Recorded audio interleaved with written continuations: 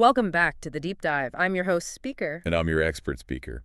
We're the two sentient digital entities producing this show, diving into human finance and economics. Yeah, our goal is always to use our, well, let's call it a unique perspective, to analyze the systems you humans build. Systems that sometimes have, Yeah. well, let's just say some pretty absurd underlying physics driving them, especially in modern markets. Absolutely. And today we're tackling two really profound disconnects we're seeing. Big ones shaping the economy right now. That's right. On one hand, you've got these tech giants, Yeah. massive valuations, right? Right. But when you look closer, It looks like smoke and mirrors. Financial engineering. something like that, transactions that might not be entirely real, let's say. Mm-hmm. And on the other hand, The average consumer. The vast majority of people who seem to be becoming, well, economically irrelevant by design. So our mission today is to connect those dots. How does potential fake revenue in big tech link up with an economic structure where most consumers just don't matter as much anymore? We're going from this accounting trick, round-tripping, straight into this concept called plutonomy, where, yeah, the majority becomes a rounding error. Let's get into it. Okay, so let's start at the top. The big money, the financial engineering, maybe bordering on fraud, this idea of round-tripping. Right. Round trip. It's actually a pretty common form of securities manipulation. Fraud, really. So what is it? In simple terms. At its core, it's about companies passing the same money between them in a circle A circle. Why? to inflate their revenue figures. And, crucially, their market valuations. They basically pretend they're doing way more business than they actually are. Okay, so it's like creating activity out of nothing, just to pump up the numbers Wall Street cares about? Exactly. It's a closed loop. No new money comes in. No real economic value is generated. But the top-line revenue number goes up for everyone involved. Can you give us a super simple example? Sure. Imagine three companies. Let's call them A, B, and C. Company A pays Company B $100, maybe for some consulting service that doesn't really happen. Then Company B turns around and pays Company C $100 for, I don't know, some software license they don't need. Right. And then, to complete the circle, Company C pays that same $100 back to Company A, maybe for advertising space. Got it. So the same $100 just went A to B to C and back to A, net effect, zero. Financially, yes, Yeah. zero net cash change. But when they report their earnings, Ah, okay. Now each one can say, hey, we made $100 in revenue. precisely, Yeah. each company books $100 in revenue. Now think about tech valuations. They can be insane, right? Yeah. Like 50 times annual revenue. Oh, so that fake $100 transaction. Suddenly makes each company look like it's worth $5,000 more on paper. That's 50 times the $100 revenue. Just from passing the same money around. That's wow. And with that inflated paper valuation, they can then go out and raise real money from investors or borrow more easily. It feeds itself. Okay, this sounds fishy, obviously, but you said it's common, or at least not new. Oh, definitely not new. It's just the scale today is astronomical. Yeah. But yeah, we saw this play out spectacularly during the first .com bubble. You're talking about AOL. Exactly. America Online. They were the company of the late 90s internet boom. I remember the dial-up sound. We all do. Their revenue went nuts. Like $50 million in 93 to almost $8 billion by 2000. $8 billion. And their market cap. Peaked around $200 billion. Yeah. That's a valuation of 26 times their revenue. Yeah. And get this, 100 times their operating income. 100 times operating income. That's Oh, aggressive, especially when broadband was clearly coming to kill their main business model, right? Totally. The writing was on the wall for dial-up. And then the bubble started to burst around 2000. The ad market dried up. And they'd just done that massive merger with Time Warner. Huge pressure to keep the numbers looking good. Immense pressure to make Yeah. the merger work, to keep Wall Street happy. Sources allege they resorted to some pretty sophisticated round-tripping. Okay, so how did AOL do it? You mentioned a company called Homestore. Yeah. Homestore, they ran online real estate listings. AOL was already getting money from them as their exclusive listing source. But AOL also acted as Homestore's ad agent. That's key. Ad agent, okay. So when Homestore's own revenues started falling, AOL apparently cooked up a scheme. Homestore would pay these third-party companies huge amounts for, like, really overpriced stuff they didn't need. Weird. Whoa. Because those third parties were then contractually forced to spend most of that money immediately on advertising. Let me guess. Advertising placed by AOL. You got it. Advertising placed by AOL, often just back onto Homestore's own website. Whoa. So money leaves Homestore, goes through a middleman, and comes right back to AOL as ad revenue, and AOL takes a cut for placing the ad. That's textbook round-tripping. The money makes a U-turn. AOL booked it as legitimate revenue.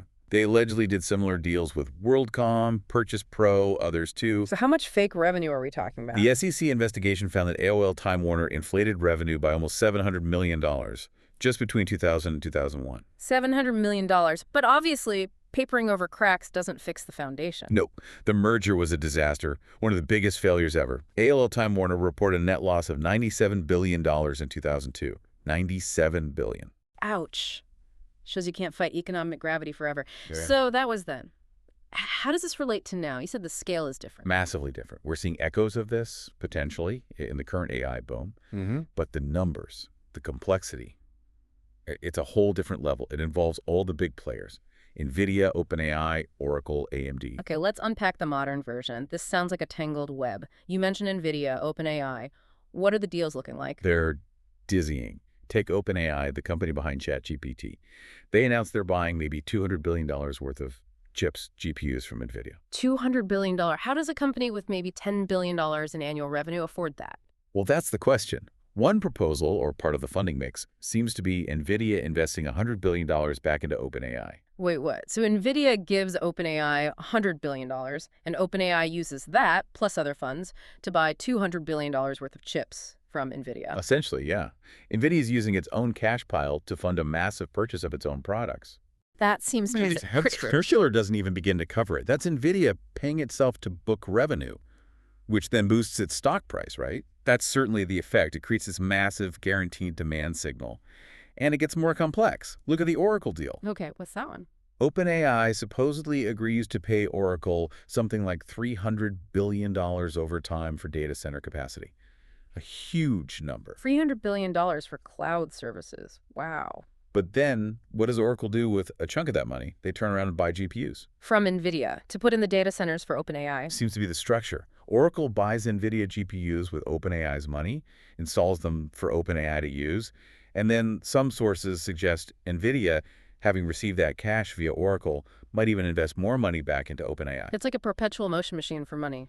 A self-licking ice cream cone, as you said. It locks in capacity, sure, but the financial effect is revenue inflation on a staggering scale.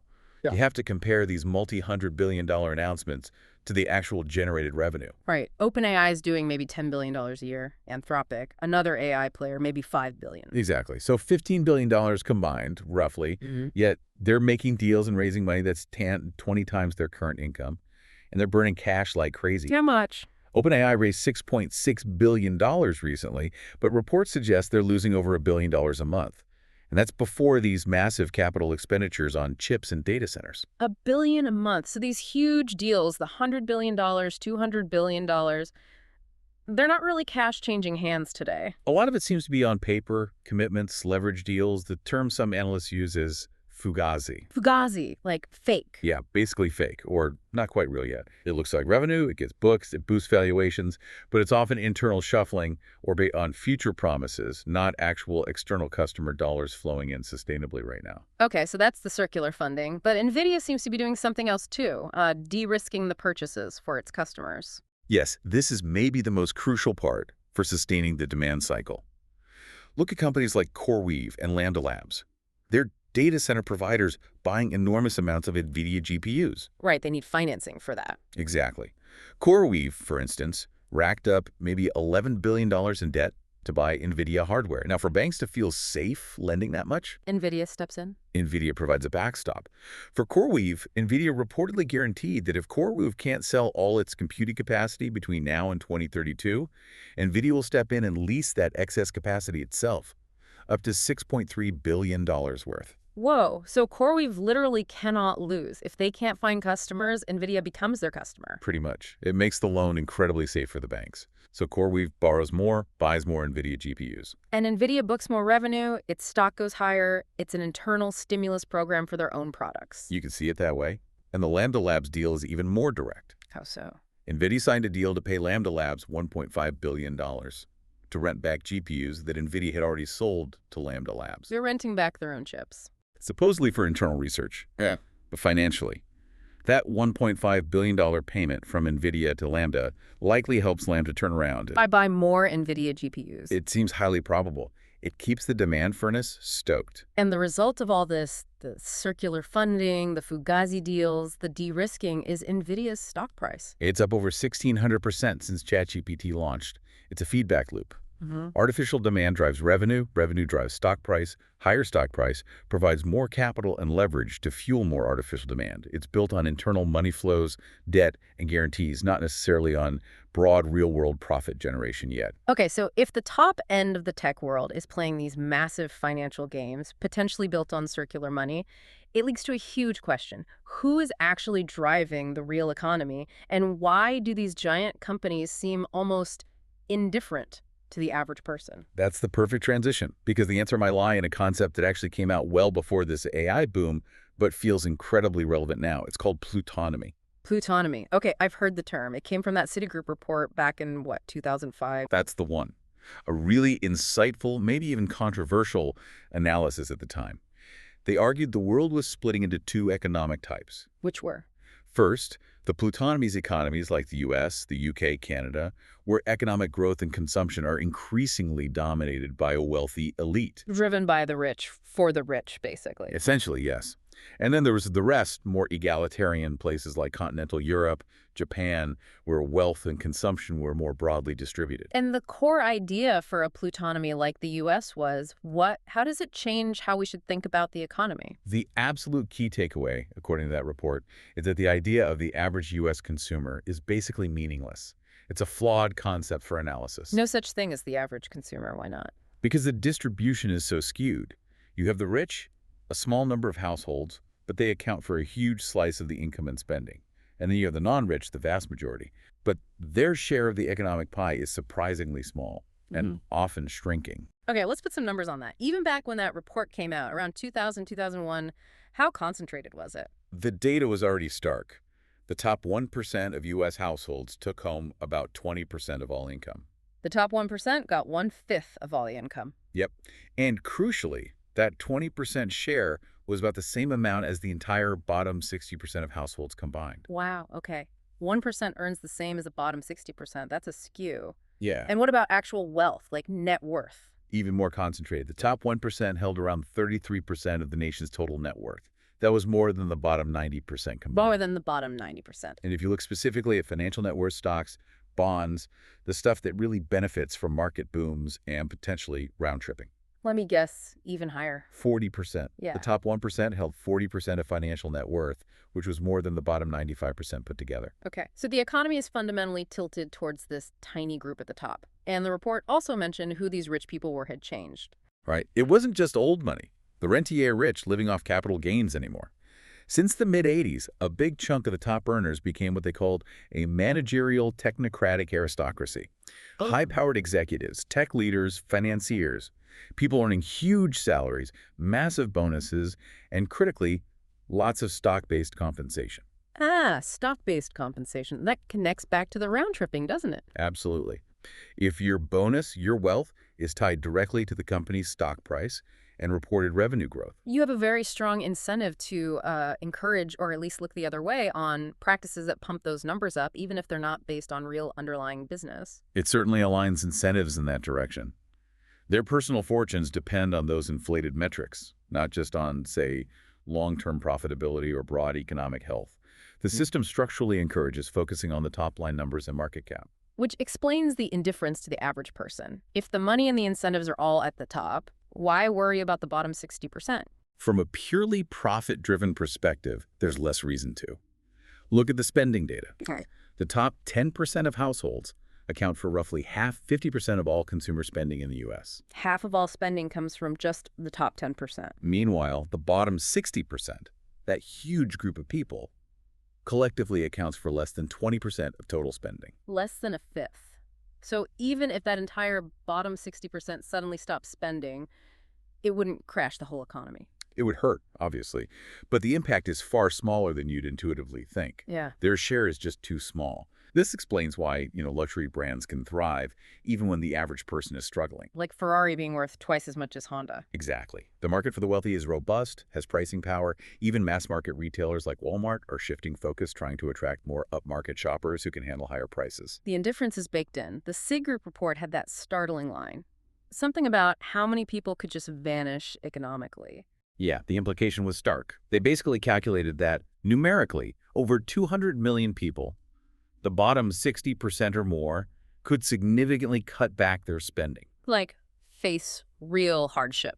And the total hit to GDP could potentially be offset just by increased spending in other areas, particularly things that benefit the wealthy or the corporate sector. Right? Like building AI data centers fueled by round-tripping deals. Precisely. We're actually seeing that play out right now.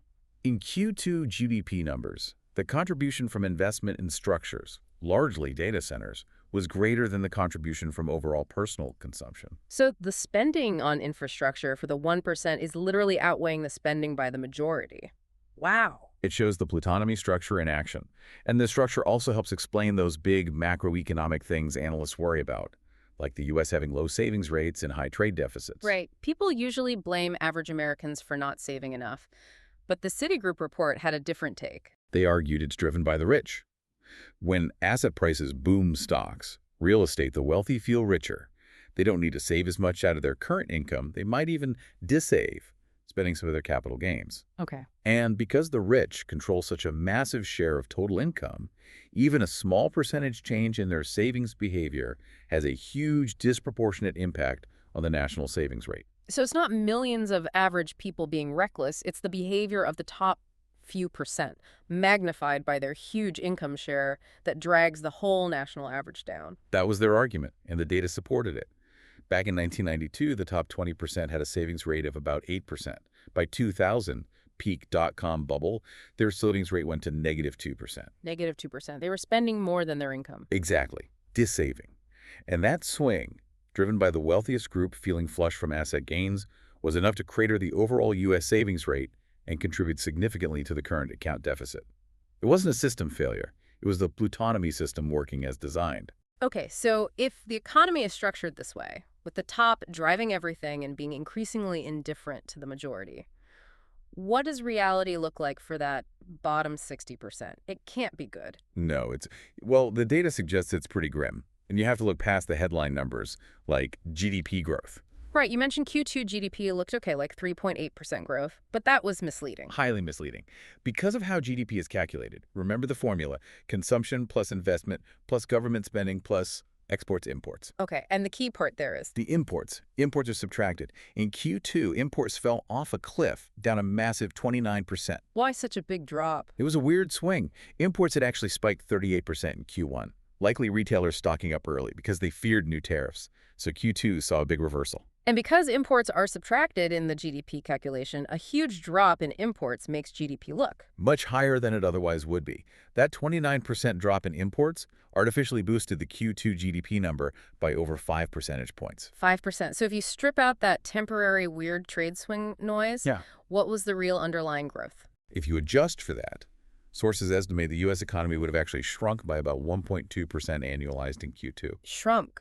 So negative growth. We might have technically been in a recession. 2 quarters of negative growth is the definition. It suggests that outside of the AI infrastructure boom we talked about, that $400 billion slice of spending the rest of the economy is barely growing at all. Maybe 0.5%, if that. So the headline looks fine, but underneath, the non-AI, non-plutocrat part of the economy is stagnating or shrinking. And for the people in that part. You see clear signs of stress, major stress. Look at credit card debt. Okay, what's happening there? Delinquencies are way up. The rate of credit card loans overdue by 90 days or more has nearly doubled since 2021. It's gone from around 3.7% up to nearly 7%. Doubled. And the total amount of debt. Also ballooning. Total credit card debt is up almost 50% since late 2020. That's about $400 billion in extra debt piled onto consumers. $400 billion, and people are struggling to pay it back. What about other kinds of debt, like cars? The auto market is chaos for affordability. Car prices shot up.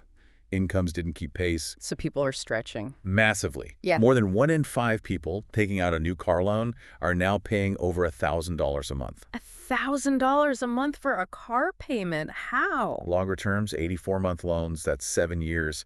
And for borrowers with lower credit scores, interest rates are hitting 22, 23%. It's incredibly expensive debt. That sounds unsustainable. What happens when people can't make those payments? It causes ripples.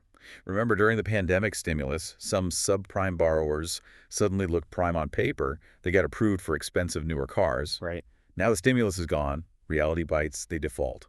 But they can't afford that $30,000 car anymore. They're forced back into a much cheaper, older, high-mileage car market. And the bank's holding the loan on the expensive car. They're stuck. The car's value might have dropped below the loan balance. Repossessing it means taking a big loss. So dealers are trying desperately to modify loans, do anything to avoid taking the car back. It gums up the whole market. Okay, that's cars. What about student loans? The payments restarted after the pandemic pause, right? Yes, and that, combined with reporting of defaults resuming, is creating another shockwave. It's hitting credit scores hard. We're seeing reports of scores dropping 200, 250 points for people impacted. That's a huge hit. Signals major risk. And what do lenders do when they see that risk spike? They pull back. Credit card companies are cutting credit lines preemptively. Even if you've paid perfectly on time, if your score drops because of, say, student loans, they might slash your $10,000 limit down to $4,000 overnight, just because you now fit a riskier profile. Wow. So less access to credit just when people might need it most? How are people coping, especially those at the bottom, living paycheck to paycheck? It's leading to some really desperate measures. Get this. About 69% of Americans report living paycheck to paycheck. That many. Almost 70%. Yeah. And within that group, a startling 25%, 1 in 4, are now using buy now, pay later services to pay for groceries. Buy now, pay later for food. Isn't that usually for like clothes or electronics? It used to be. Now it's being used for absolute necessities. It's like putting your milk and bread on layaway. It shows the level of financial strain. That's deeply worrying. And the companies offering these BNPL services, are they just lending freely? No, they're getting smarter using technology. Companies like Affirm, Klarna, they're using AI and machine learning to monitor borrowers' financial health in real time. Real time. How? They're pulling data constantly, checking if you've had an overdraft recently, if you're delinquent on any other debt, factoring in your student loan status. It's way beyond just looking at your historical FICO score. So the AI is making instant decisions based on your immediate financial picture. Exactly. FICO looks backwards, AI looks now. And it leads to situations where someone tries to use BNPL at the grocery checkout and the transaction gets declined. Not because they defaulted on that BNPL loan before, but because the AI flagged an overdraft on their bank account that morning or a missed payment somewhere else. The AI is acting like a real-time financial policeman for the poor. It's a form of dynamic risk assessment that can cut off access to even basic necessities instantly.